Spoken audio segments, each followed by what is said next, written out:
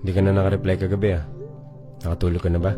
Ano namang ire-reply ko sa sinabi mo? Eh di kung ano gusto mo i-reply. Ba't ba kasi kang cold mo? Samantalang dati, bilis-bilis mong mag-reply. Ikaw pa nga nauunang mag-chat eh. Ay, ayan ka na naman. Eh totoo naman. Di ka naman ganyan dati, di ba? Ano, may iba ka na? Wow. Ikaw pa talaga yung ganyan, ah. Ang alin? Makulit? No. Ikaw pa yung tamang hinala na meron akong iba. Ang kapal ng mukha mo. O, kita mo nga yan? Galit ka agad? Tinatanong ka lang naman. Hindi ka nagtatanong. Pinagmumukha mo pa na ako yung may kasalanan kung bakit tayo nagkaganto. O bakit? Ako ba? Eh ikaw nga tong cold eh. Ang tanungin mo, bakit mo ginawa yun? Ano ba sinasabi mo? Sino ba yung totoong may iba? Yun. Yun ang tamang tanong. So paano? Ganito na lang tayo lagi, ito yung mag-uusap? Ewan, di ko na rin alam kung bakit ito nangyari sa atin.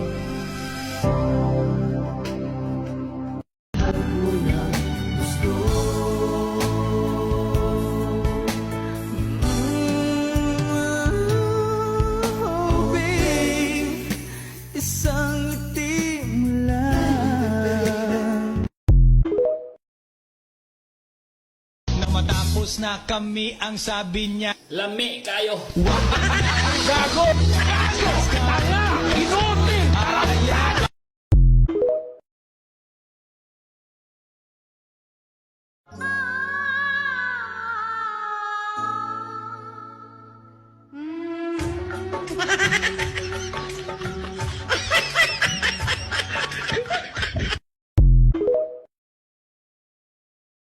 Tao? Hindi. Hayop? Hindi rin. Bagay? Oo. Meron ka ba nito? Wala. Jowa?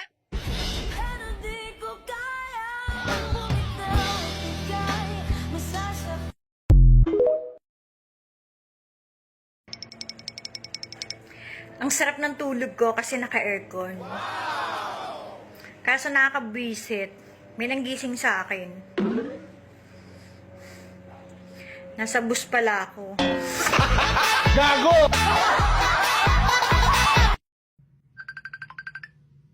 Hello, babe. Tuloy na yung plano. I-schedule ko na yung pagpunta sa inyo para makilala ko yung tatay mo. Sigurado ka? Gusto mong makilala ang tatay ko? Oo naman. Ang totoo niyan, kasama ko siya ngayon. O talaga, di mas maganda para malaman niya na pupunta ako sa inyo. Tay, pupunta raw po dito ang boyfriend ko. Kailan? I-schedule pa raw po niya eh. Kailan talaga estimate mo, bigyan mo kami? Baka next week. Hello, babe. Ang totoo niya, marami pa akong inaasikaso. May tamang panahon para magpunta ako sa inyo. Sige, babe, may gagawin pa ako eh. Bye, babe. Love you.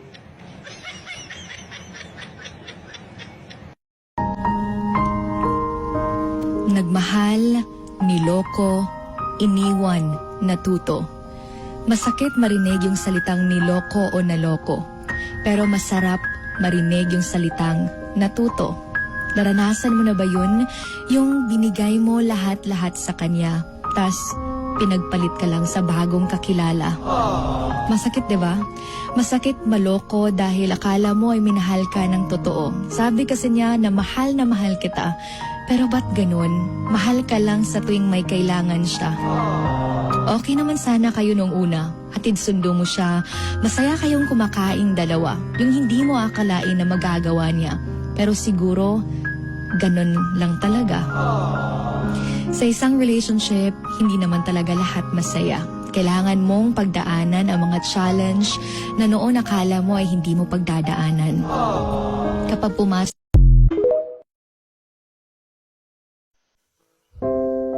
Para kung masaktan man ako, hindi mo makita.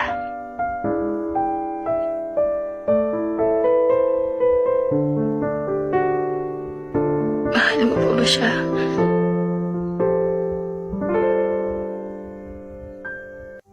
I'm so sorry. Afraid this time will come.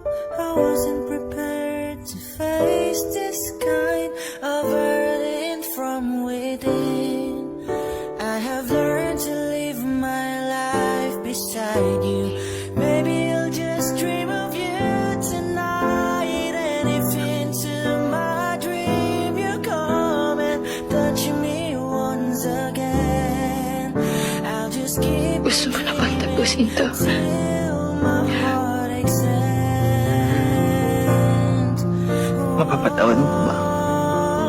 Uy, Oy, kamusta ka na? kamusta ka na? Kumain ka na ba? Kumain ka na ba? Ginagaya mo ba ako? Inagaya mo ba ako? Itigil mo nga yan. Itigil mo nga yan! Hindi nakakatawa. Hindi nakakatawa! Alam ko na. Alam ko na. I love you. I love you too.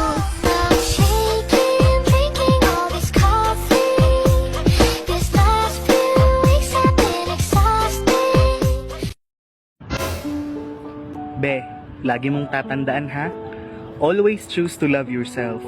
Hinding-hindi mo kailangan mamalimos ng atensyon. Kasi sa tamang panahon, tamang tao ang magbibigay nun. Mabuti naman isa nang makilala ko muna ang sarili. Pag-ibig muna para sa akin. Show yourself and your daughter. Kung magmamahal man ako ulit, doon ako sa taong mamahalin at aalagaan ako.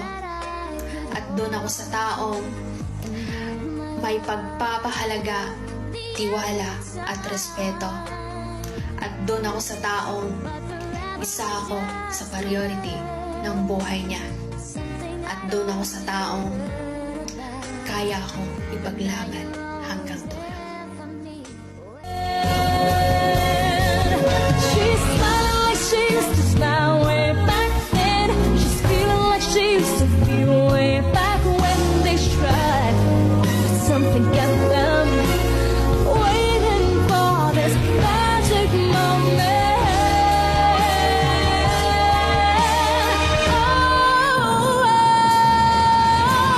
Baby, this time it'll be love and they'll find. Maybe now they can be more than just friends. No.